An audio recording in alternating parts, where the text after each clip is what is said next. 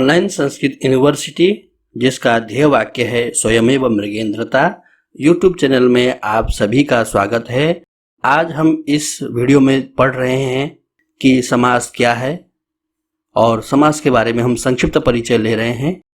आपको बताना चाहूँगा कि ये जो समास का जो परिचय हम इस वीडियो में दे रहे हैं, ये हमारे 10वीं कक्षा के पाठ्य पुस्तक जो सेमुषी भाग 2 है, इसमें जो पहला पाठ है, प्रथम पाठ है सूचि पर्यावरणम, इसके योग्यता विस्तार में ये दिया गया है, जिसको हम यहाँ पढ़ने जा रहे हैं। तो पढ़ने से पहले हम आप सभी से यह कहना चाहेंगे कि आप सभी ने अभी तक यदि इस चैनल को सब्सक्राइब नहीं किया है तो इसको सब्सक्राइब करें और आप इस चैनल के सभी वीडियो को देखें।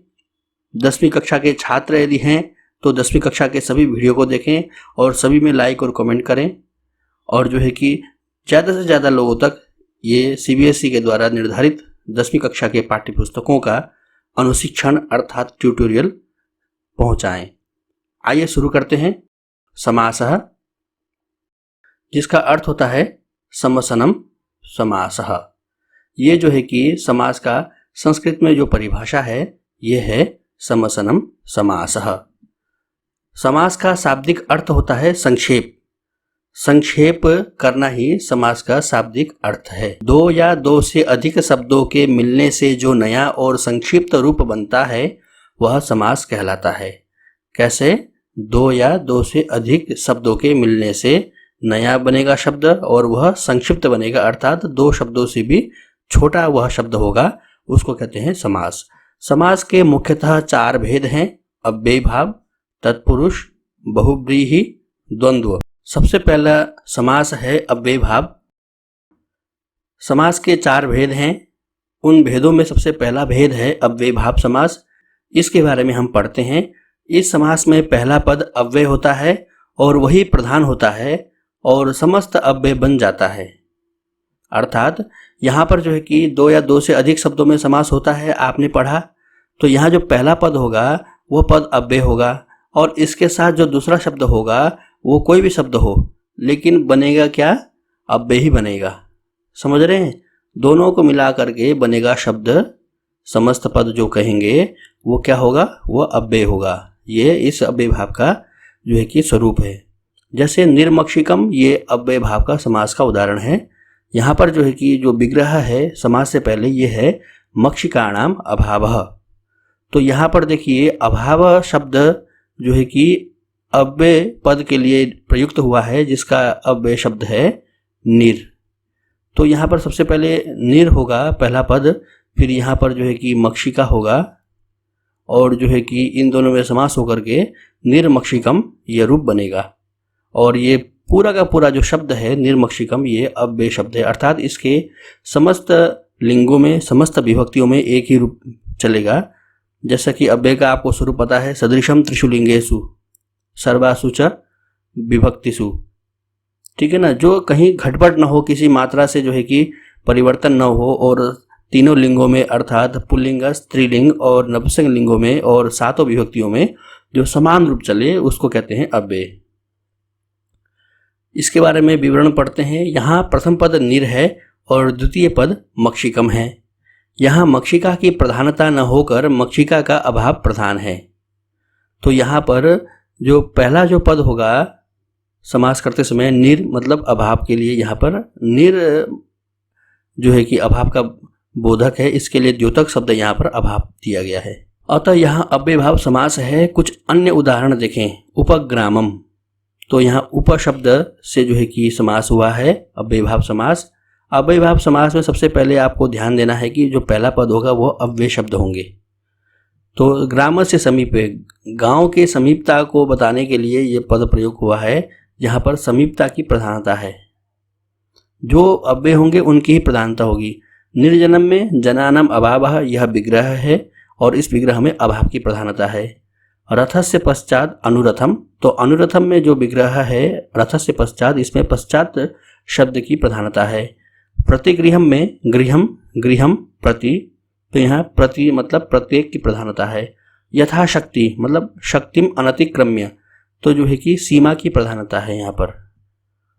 सचक्रम, चक्रेण सहितम, चक्र के साथ, इस अर्थ में स शब्द जो है कि यहाँ पर सहित अर्थ को बता रहा है और यहाँ पर सहित अर्थ की प्रधानता है। अब हम पढ़ते हैं द्वितीय भेद को, समास के द्वितीय भेद को पढ़ते हैं, तत्पुरुष को। प्रायेण उत्तर पद प्रधानः तत्पुरुषः। पहले अव्ययभाव समास में हमने पढ़ा था कि पहला पद प्रधान होगा और वो क्या होगा, अव्यय होगा। अब हम यहाँ पढ़ रहे हैं कि दूसरा पद जो है कि प्रधान होगा तत्पुरुष समास में। इस समास में प्रायः उत्तर पद की प्रधानता होती है और पूर्व पद उत्तर पद के विशेषण का कार्य करता है। जो पहला पद होगा वह विशेषण के रूप में कार्य करेगा उत्तर पद के लिए। समस्त पद में पूर्व पद की विभक्ति का लोप हो जाता है। जो पहला पद होगा, क्योंकि समास दो शब्दों में होता है, इसकी जो विभक्ति है इसका लोप हो जाएगा। यथा राजपुरुषः अर्थात राजा का पुरुष, यह अर्थ है। तो यहाँ पर राजा का, ये का विभक्ति का जो है कि लोप हो जाता है तत्पुरुष समास में। का शब्द के लिए हम संस्कृत में विभक्ति प्रयोग करते हैं षष्ठी, तो राजन शब्द है। राजन शब्द से जो है कि षष्ठी विभक्ति में क्या बनता है, राज्ञः। इसको ध्यान देना है। तो राज्ञः पुरुषः, यहाँ पर जो है कि विसर्ग का लोप हो जाता है, शब्द बनता है राजन, मूल शब्द, न का लोप होकर के राज प्लस पुरुषः और राजपुरुषः, ये पूरा का पूरा रूप बन जाता है। आप समझ रहे होंगे। आगे अन्य उदाहरणों से हम स्पष्ट करते हैं। यहाँ राजा की प्रधानता न होकर पुरुष की प्रधानता है, क्योंकि उत्तर पद प्रधान है तत्पुरुष में। तो राज्ञः पुरुषः, राजा का पुरुष, तो पुरुष की प्रधानता है क्योंकि यह उत्तर पद में है। ग्रामगतः, ग्रामम गतः, गांव को चला गया, तो यहाँ पर गत शब्द का प्रधान है। शरणम आगतः, शरणागतः, यहाँ पर आगतः शब्द की प्रधानता है। देशभक्तः में देशस्य भक्तः, देश का भक्त, यहाँ भक्त की प्रधानता है। सिंह भीतः, सिंहात भीतः, सिंह से डर गया है, तो यहाँ भीत शब्द की प्रधानता है। भयापन्नः में भयम आपन्नः, भय से जो है कि आपन्न है, तो यहाँ पर आपन्न शब्द की प्रधानता है। हरित्रातः में हरिणा त्रातः, हरि के द्वारा रक्षित, तो यहाँ त्रात शब्द की जो है कि प्रधानता है। यह तत्पुरुष के कुछ उदाहरण हैं। तत्पुरुष समास के दो प्रमुख भेद हैं। अब हम पढ़ेंगे तत्पुरुष समास के भी दो भेद हैं। क्या क्या, कर्मधारय और दिगु। कर्मधारय समास के बारे में हम पढ़ते हैं। इस समास में एक पद विशेष्य तथा दूसरा पद पहले पद का विशेषण होता है। फिर दोबारा पढ़ते हैं। इस समास में एक पद विशेष्य तथा दूसरा पद पहले पद का विशेषण होता है। विशेषण विशेष्य भाव के अतिरिक्त उपमान उपमेय भाव भी कर्मधारय समास का लक्षण है। विशेष्य विशेषण में भी कर्मधारय समास होता है और उपमान उपमेय में भी, जहाँ सादृश्यता और सादृश्यता का आरोप करते हैं। जैसे कहते हैं कि चंद्रमा की तरह तुम्हारा मुख है, तो चाँद की तरह, जैसे तरह, सा, इस प्रकार के शब्दों में भी कर्मधारय समास होता है। उदाहरण देखेंगे। यथा पीतांबरम, पीतम च तत् अंबरम, पीला और वह अंबर।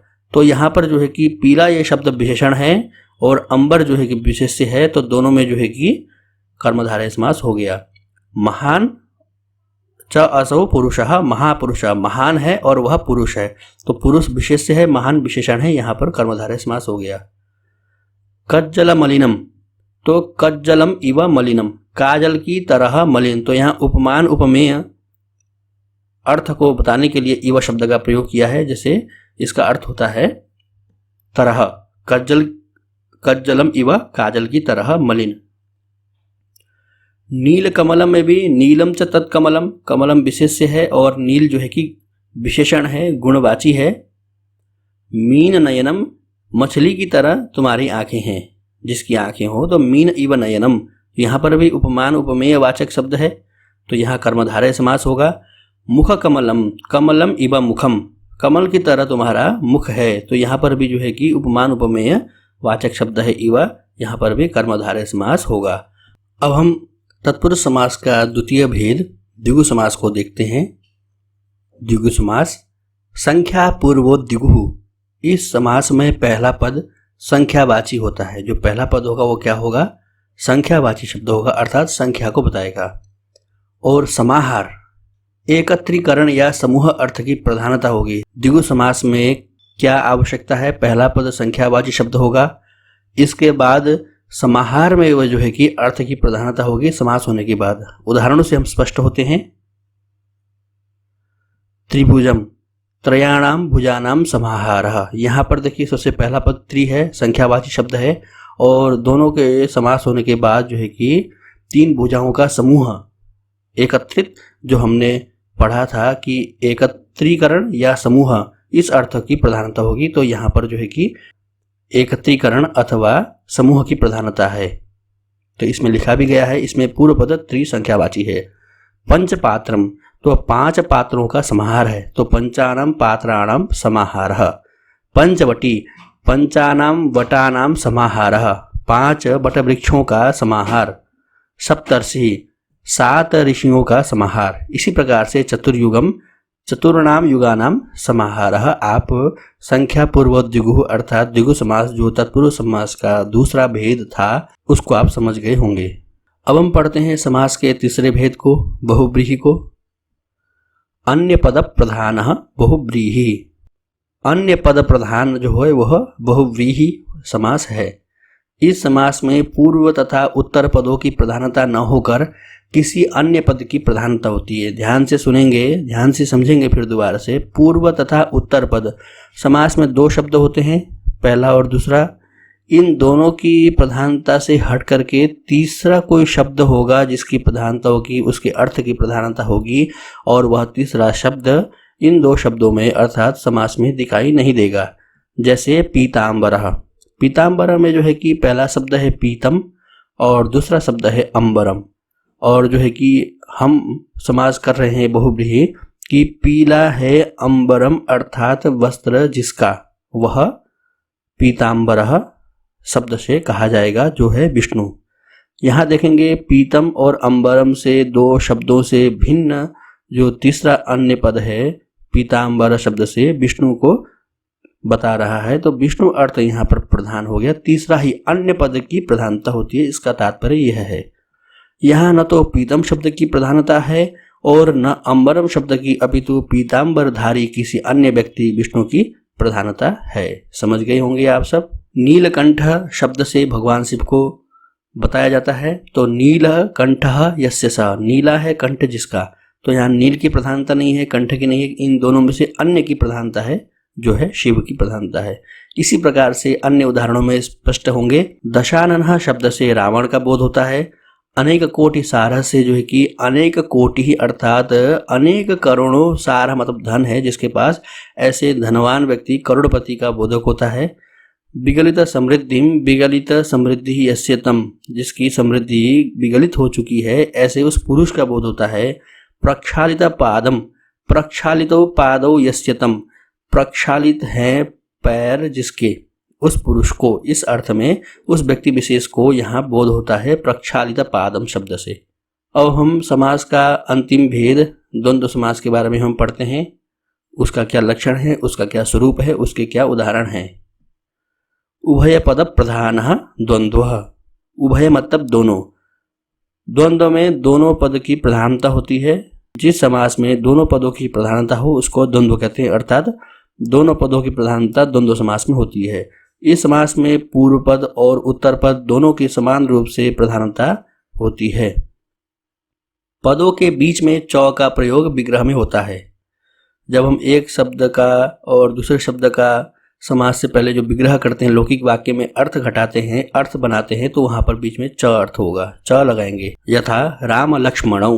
राम लक्ष्मणों में 2 शब्द हैं, राम और लक्ष्मण, और इन दोनों को जो है कि दोनों की ही प्रधानता बतानी है और हमें दोनों की ही प्रधानता बतानी है, तो हमें द्वंद्व समास करना है और बीच में च लगाना है। एक शब्द के बाद च लगेगा और दूसरे शब्द के बाद भी च लगेगा, जैसे रामश्च लक्ष्मणश्च। पितरों में माता च पिता च, माता और पिता पितरों, दोनों शब्दों का यहाँ पर प्रधानता से बोध होगा।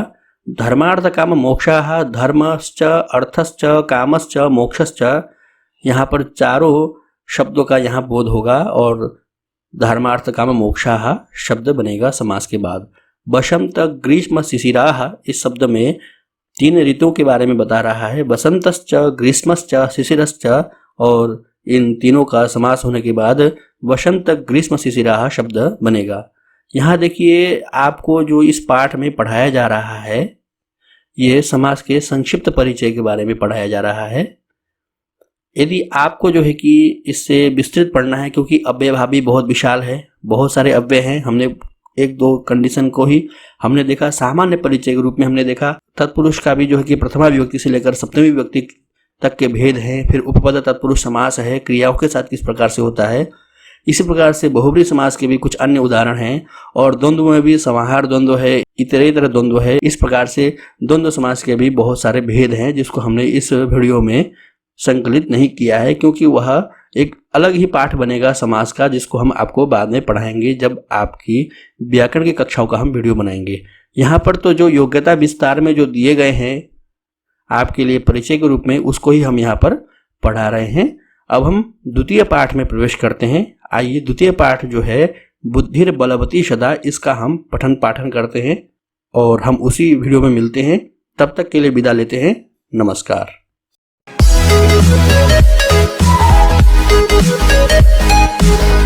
Thank you.